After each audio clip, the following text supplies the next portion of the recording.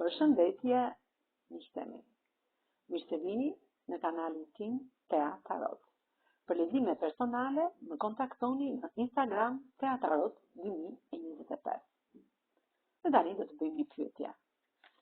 Do të mbylli poshtën e vjetër për të marrë një drejtim të ri në jetën e tij? Pra, personi juaj do të mbyllë një poshtë vjetër për të marrë një drejtim të ri në jetën e tij. Personi që ne po pyesim është një person shumë pozitiv, që do gjithmonë të mbyllë këtë poshtë të vjetër për të marrë një drejtim të ri në jetën e tij, të ndriçuar nga kjo dritë që ka në çakrën e kokës për të marrë të drejtim të ri në pjesën e bollokut. Ty të shikon si ky yll polar që i ndriçon rrugën për një fillim të ri në jetën e tij. Je një person shumë i fuqishëm në infinit.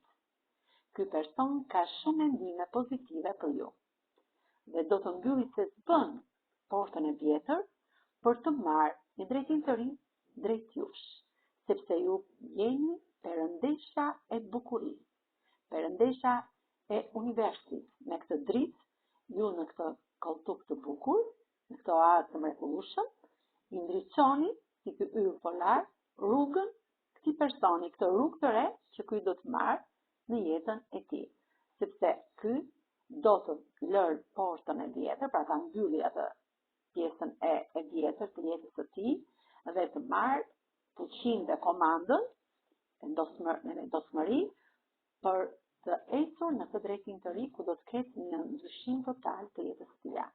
Ky ylber me kupa tregon që ky person do të jetë me këmbë në tokë dhe do të ketë në jetën e tij një ndryshim.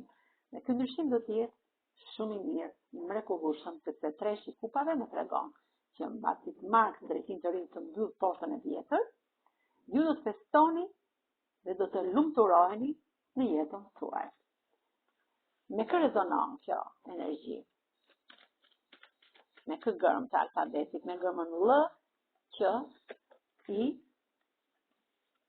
Y, J, Z, B, Q, N, Z, L, G, Zh dhe gërmën S. Kurse me shenjat e horoskopit mund të rezonoj me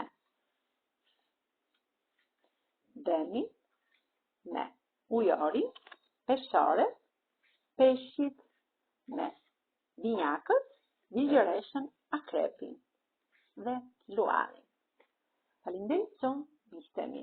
Mos harroni të më bëni subscribe në kanalin tim Tea Tarot.